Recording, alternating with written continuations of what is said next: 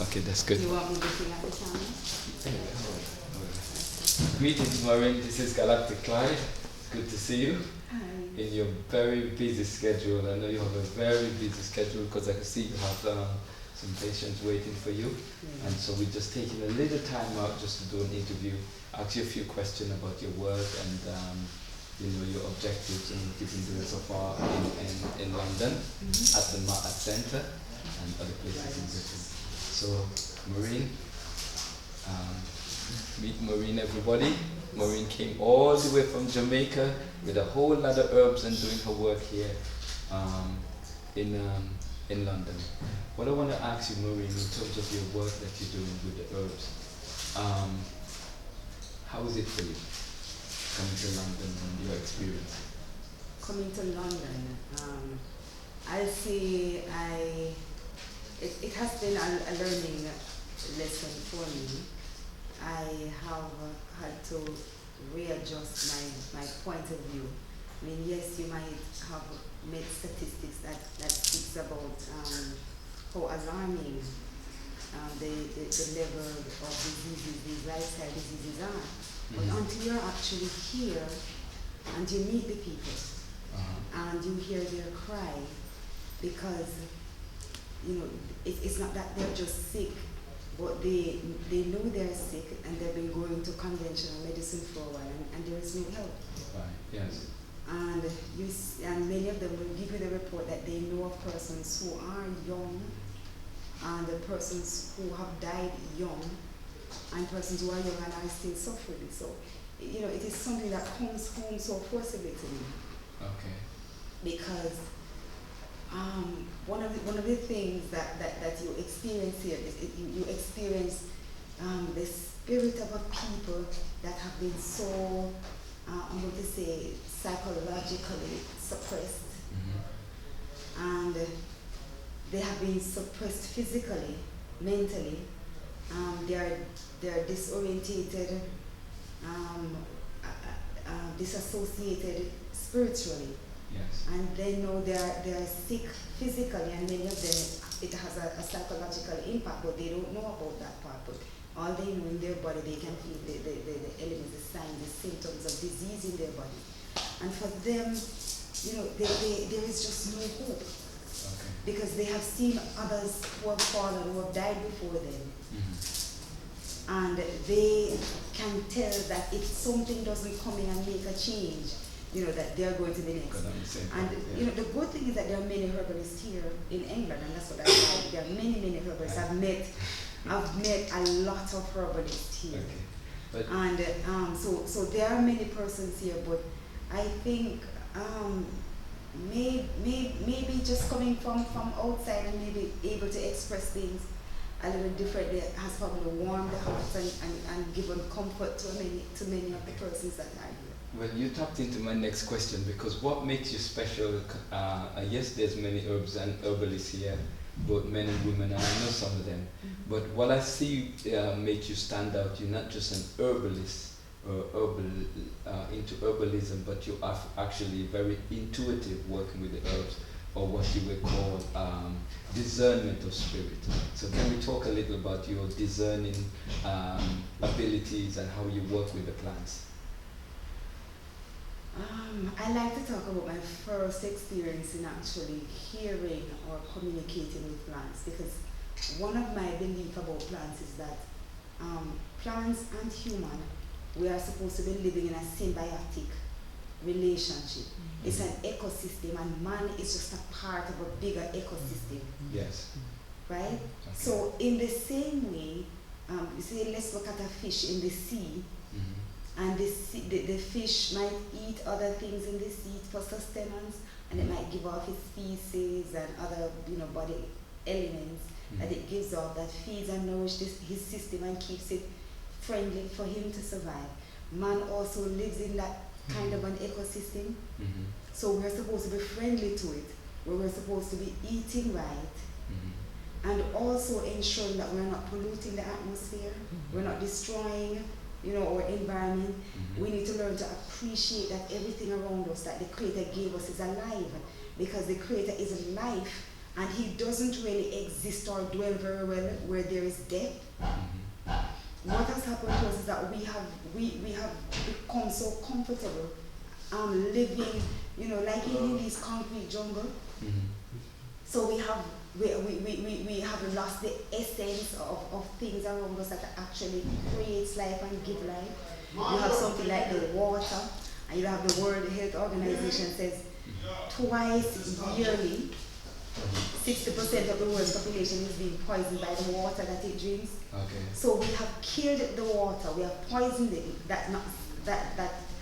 bacteria and other fungus, they won't even live in the water. Right. And so the water is now so poisonous.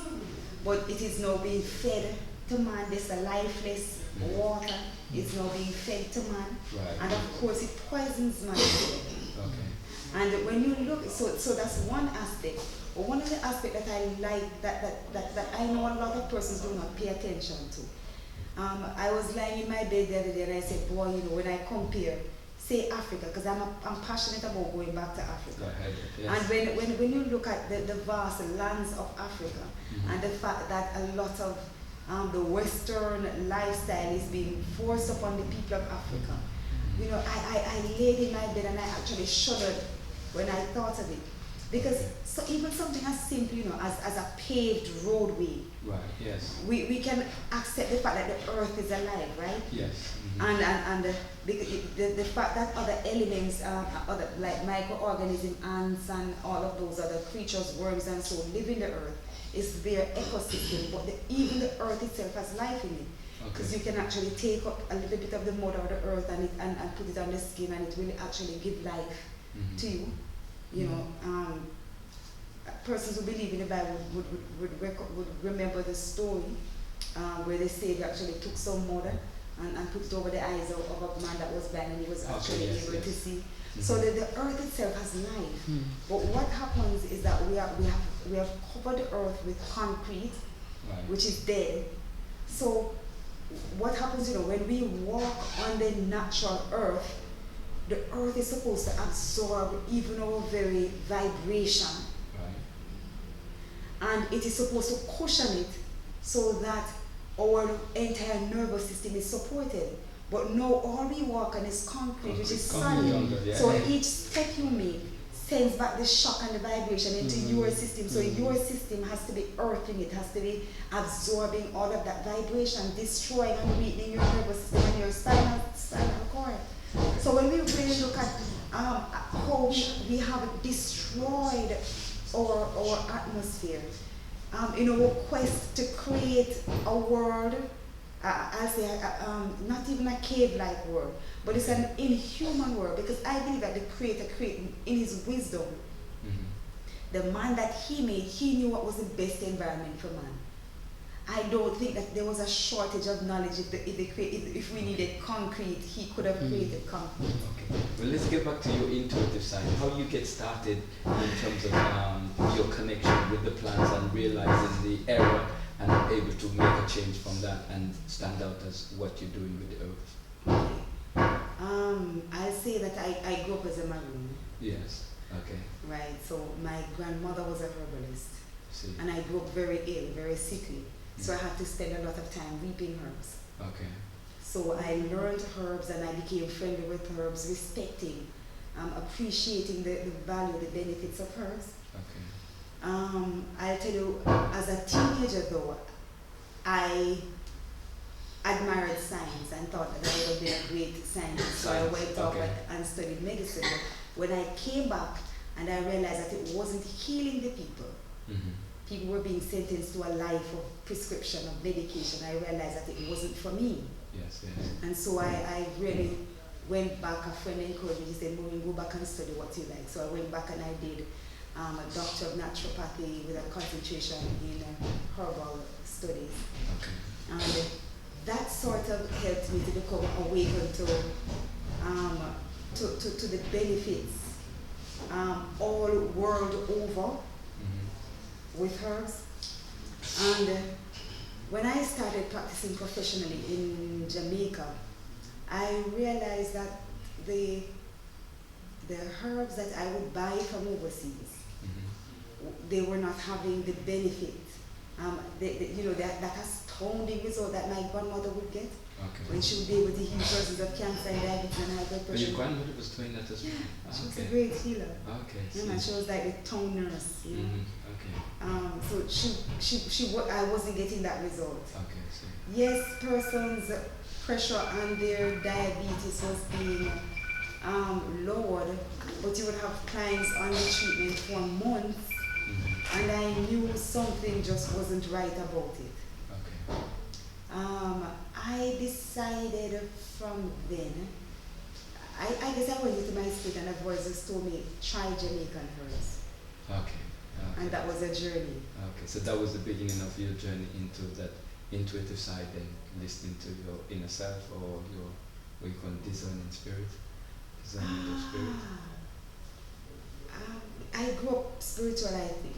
When I was at the age of 13, I remember talking to the Creator as I would a friend. Okay, see. And I said to the Creator, I said, I'm going to go out into the world and be bad a little bit. I'm going to have a boyfriend and sex and all. But when I get to the age of 18, whatever it takes to take me back on the righteous side, take me back. Okay. I didn't really go much out into the world. But when I was at the age of 17, 2 weeks before my 18th birthday, I got very, very, very sick. Almost to death. And I prayed to the Creator. I said, I don't understand why. But then he took me back almost in a vision to when I was at the age of 13. And he said, do you remember asking me? Okay. And he said, so this is what I'm doing for you. And I got well and I just surrendered my life and I just lived. I moved from a Baptist to a Seventh-day Adventist at the time. And Seventh-day Adventists believe a lot in herbs.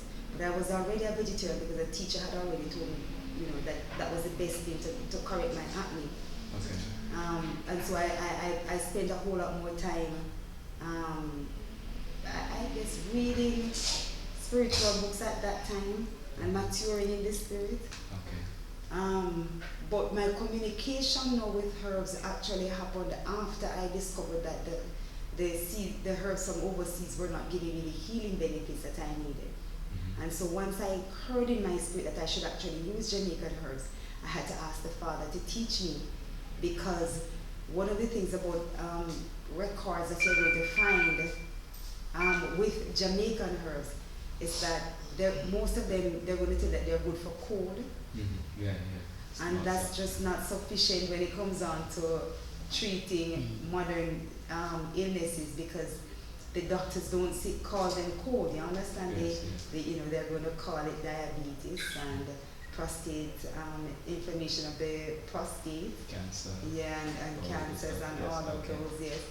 So I had to learn first. I had to be able to differentiate plants. Jamaica, we have some names of plants that differ from the rest of the world. Completely, yeah. In my country, it's much different. Yeah. Yes. And also, you will have one plant that is called by different names depending on where. The village, different villages. Yeah. Okay, I understand. So I had a lot of work to do in order to really organize my knowledge of herbs that I had. But what helped me a whole lot, one day I was walking in my garden and I saw this lovely purple plant, purple flowered plant. And while I was walking by it, it is as if the plant spoke to me, but it was breathed into my spirit, and I heard, I am a sage. See. And I am the best, I am the king of all the sage, I'm the best one, I'm the strongest one. And I looked at it, and I knew the properties of a sage, that the texture of the leaf, and how the buds are supposed to look. And I looked and I said, wow, it's really a sage.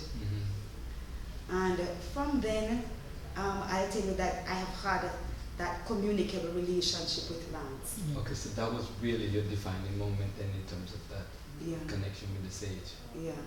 Okay. Interesting, because you know about George Washington Carver and his experience with communicating with plants. Have you heard about him? That's the gentleman with the peanut butter. Peanut butter, yes. Because from since then to now, we haven't had anybody that really talks about that in-depth communication like yourself. in connection with herbalism and plants. There's some people may slightly, but in terms of what you do in dealing with major ailments, in terms of cancer, diabetes, and all of these things that you're working with, it's a plus. I really believe that in Africa, a lot of this is done, but it is misunderstood by the Western world. This is my belief, because I've never been on the continent. And I know soon I'm going to go there and actually meet with herbalists so that I can define a few things that a few pieces of my puzzle that need to be fitted together. But when I read a lot of the books from African healers, you hear them talk a lot about the spirit of a plant. Okay.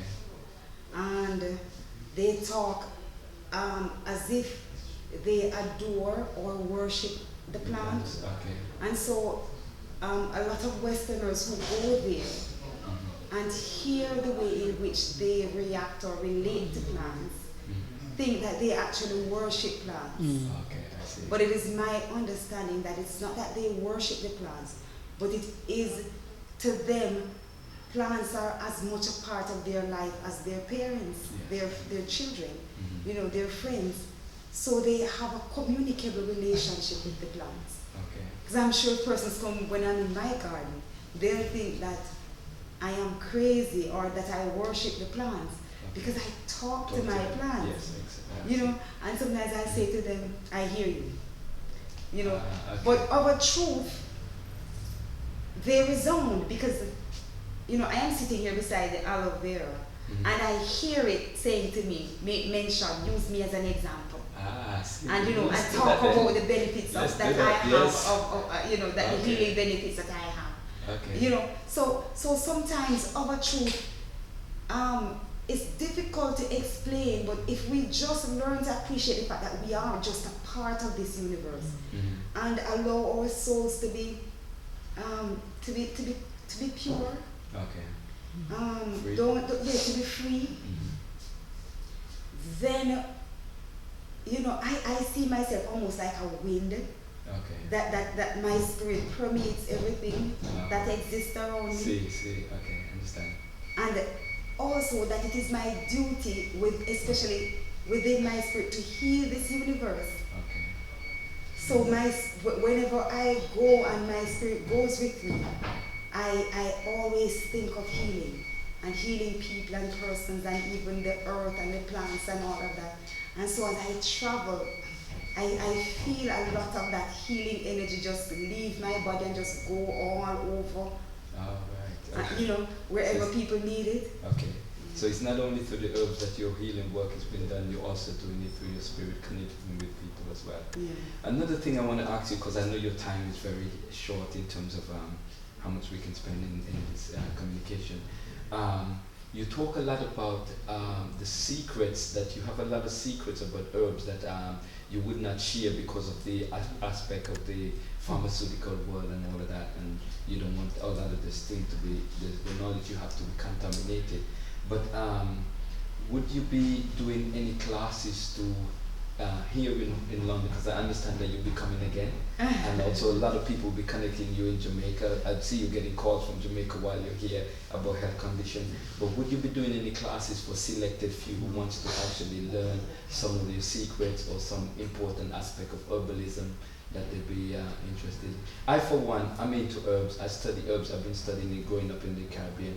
And one of the things I learned about herbs, we used to play a game called Run for Bush, where we used to, a group of us get together and they would say, run for this bush, run for that bush. So you learn a different bush, but you also learn to research. But would you be doing any classes or something of that nature?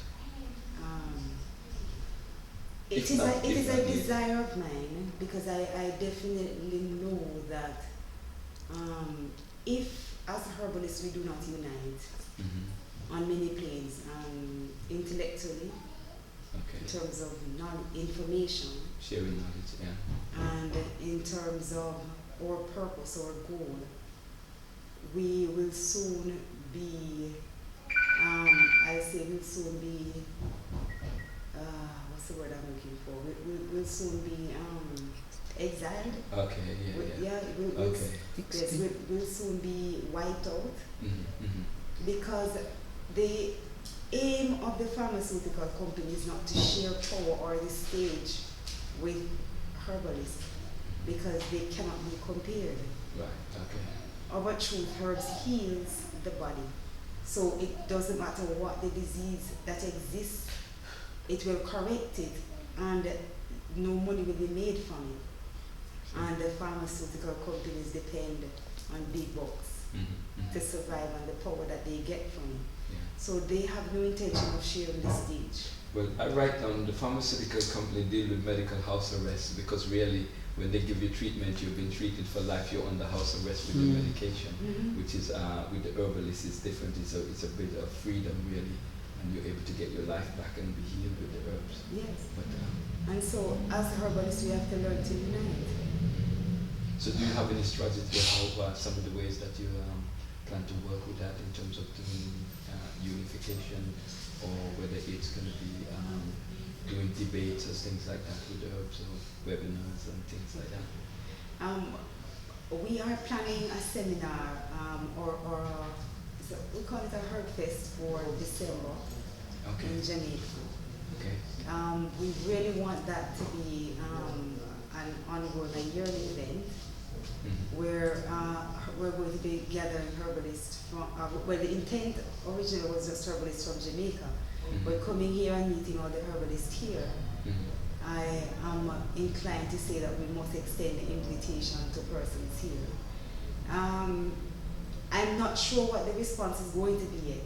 Okay. Because it is a workshop that I am hoping that we would be, as healers, we would hold sessions for healers, while healers will be there practicing and because they have to be making the money to survive.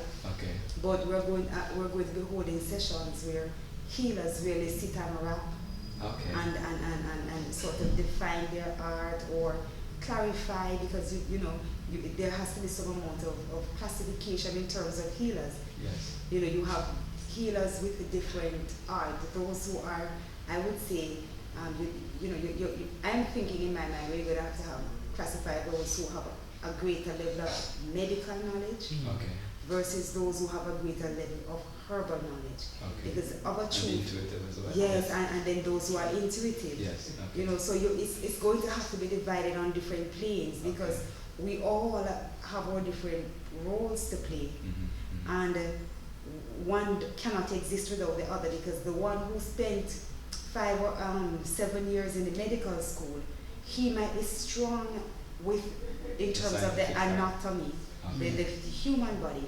But the man who spent all his life or 5-7 years studying the plants, learning it from his ancestors, of a truth, he's equally a herbalist, a specialist in his area, and has his part to play. But there has to, so there has to be some amount of unification or definition, so that even persons who are coming to the healer, because we have classified ourselves, they can know what to expect beforehand in coming. So once as a healer you say, this is where I am, this is my level of qualification, so we must get together and sort of do that. And then for those who are not able to tell where they are, we're able to say, this is, and then, there has to be something that's going to take a healer from one side to the other. So say the person has a strong medical background and he wants to become stronger in the herbal knowledge. In the plant, then there has to be something where both can meet, where this one can teach, and their art, and the other one teach their art. So there's a lot of work that actually needs to be done. And I think we're on the way we're moving forward, and it's going to happen. Okay. Well, the last part is that as you were talking about different people with specialty, I would like to ask you what's your specialty in terms of the different ailments that you treat, that you've been treating over the years, and your success rate, and the area you like to work in most. and we'll share it up with the British public. So you got certain major ailment, especially the major ailment that the Western world is still grappling with and still don't have any understanding of working with, and you have a success rate in these areas for the British public. My favorite area, I'm going to answer that one first, Yes, right? good. My favorite area for working is with the nervous system. The nervous system, okay. I was completely paralyzed in 2008. Okay. And I'm going to say after that, the medical system told me that I was going to die. And I had to actually use herbs to get me back alive, and keep me alive. And through that experience, I have been able to understand the nervous system in a way that I've not even read it in books. I understand, yes. Yeah. And that experience has helped me to help a lot of other persons too. Lots of persons who could not walk, as I was not able to walk, and are now walking. Okay. So that's really my favorite area. And then because I had another accident in 2013, where I had a lot of injuries, lacerations to my head. Okay. The psychological aspect of it, where I actually felt as if I was going to go and say that, I had that one experience, has helped me a whole lot, and I've been able to use that to identify with persons who are having psychological issues. Okay. So that's my main passion. Okay, great to see. Yeah, but overall, we have been blessed. We have been able to successfully treat persons with cancers, all types: prostate, breast, womb cancer, thyroid cancers, colon cancers. Yes, we've been able to do that. We've been able to help persons with HIV. I'm going to be careful now when we talk about HIV and express it the way the medical system does it, in saying that we've been able to keep the virus at bay and its activity at bay. I understand. As it relates to, we have had persons who were positive and they went back and did the test, they are no longer, but we still explain to them that viruses are like that, because that's what you talk about, a viral load. Okay. So it just depends on the concentration of the virus in the body at the time.